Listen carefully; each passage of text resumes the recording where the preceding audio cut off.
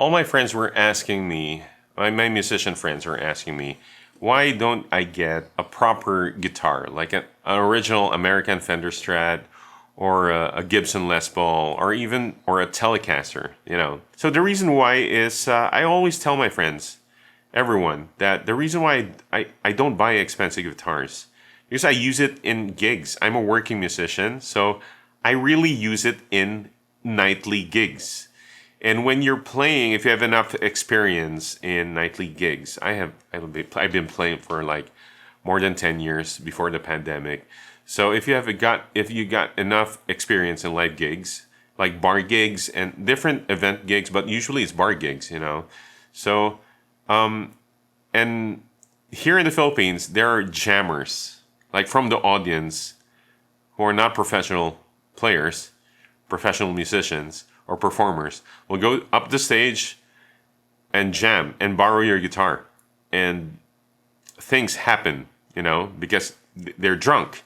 They had a drink. That's why they're the audience.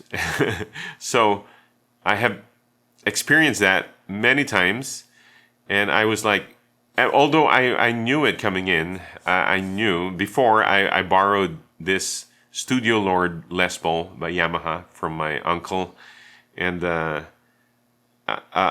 experienced that kind of situation. And I knew right away that, oh no, I couldn't use this in my nightly gigs because it's an expensive guitar. For me, it was expensive at the time. And it's still expensive, you know, for me. And I can't afford to have it banged up like that. So when I had opportunity to buy a guitar, my wife was going to buy me a guitar, a really expensive guitar, but I said, no, please don't buy me that, because that's the only guitar I'll have, and that's the only guitar I'll be using, and I can't. It will hurt me. It will hurt me, my feelings, if the jammers will just bang it up, you know, in my gigs. So I opted for that Strat. Hold on. So that's why I opted for this Fender. This is under Fender. This is a Squier Stratocaster by Fender. Okay, this is the vintage design.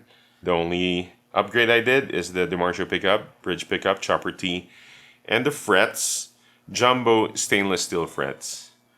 That's all I did with this guitar, and it's been so good to me. Just take care of it.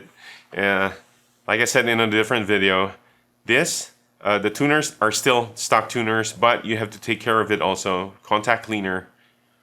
The WD-40s, I'm not sure. I heard bad things about it, using it on this. It's a great product, but not for the tuners. Contact cleaner is okay.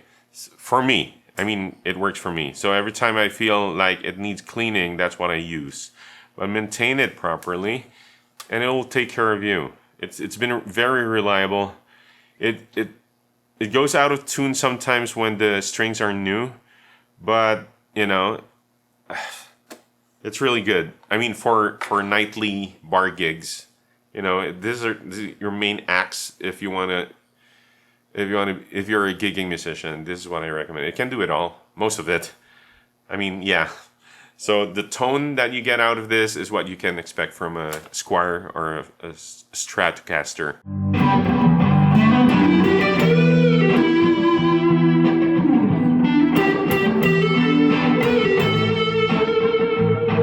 So yeah, but right now the strings on this are gauge 10, which they don't really recommend gauge 10s on this Strats. It should be 9 or lower. But for now, this is what I have, so I put it here. But I'll replace it with gauge 9 strings.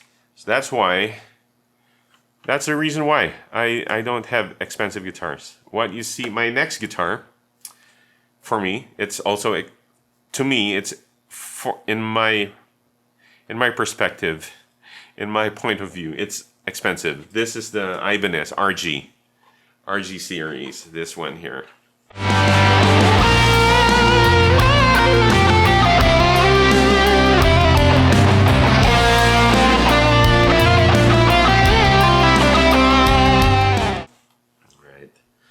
these are the guitars that I have. You can see other acoustic guitars there.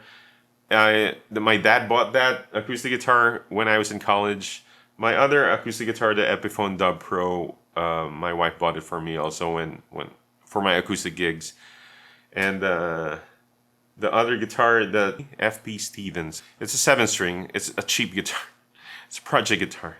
That's all I have. And the bass guitar that my brother and his friends gave to me as a gift. And all these guitars I didn't buy myself. Somebody bought it for me.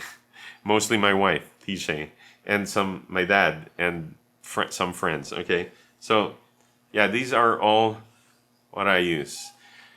This Ibanez, if you wanna, it can do also most of the rock, Les Paul sound, Ibanez sound, This is for your variety songs, meaning top 40 songs. You play 60s, 70s, 80s, 90s, even beyond 60s, like 40s. This, and it will not, it will hurt my feelings if someone bangs it on stage, a jammer, an audience, right?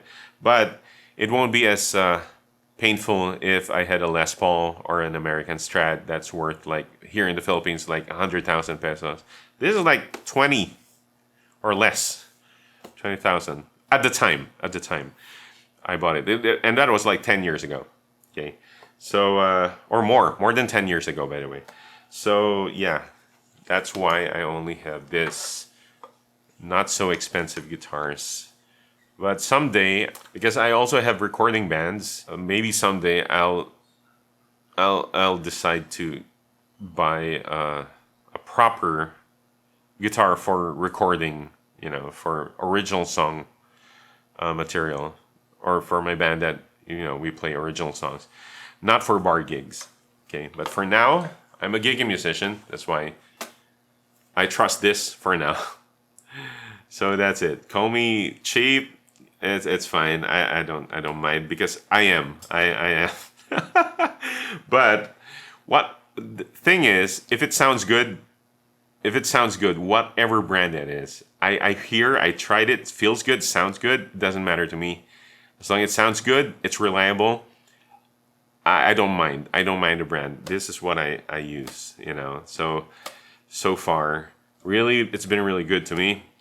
I had a lot of gigs and and memories with this guitar also. So that's a reason why. If you're a gigging musician like me, yeah, this might help. But if you prefer the expensive guitars, of course, who wouldn't want that, right? But I don't recommend that if you're a gigging musician, especially bar gigs, like you play Monday to Sunday. I do that. So, not worth the guitar. You keep it or save it for bigger events. When I have bigger events, and I play with my other bands who performs original songs, who writes original songs, that's the time I borrow or use expensive guitars. That's sponsored at the time. But for bar gigs, yeah, I can't imagine using expensive guitars in my bar gigs. It's just really difficult to think about it. It's really oh no, jammers, drunk jammers, unapologetic jammers. So a friend of mine has what do you call it? What's that? American Strat, yeah, standard American Strat, and a jammer came up stage and borrowed this guitar, and you know what? The strap was loose, so he dropped the guitar just like that. And what the audience or the guest said was just, "Oh, sorry," and that's all he got. And then bagged his guitar. Anyway, that's all I had to say and to share with you guys. Let me know in the comments what you think about entry-level guitars to your nightly gigs. I hope this story of mine made sense and gave you some insights. So, yep, good luck with your journey, guitar journey, and I'll see you in the next video.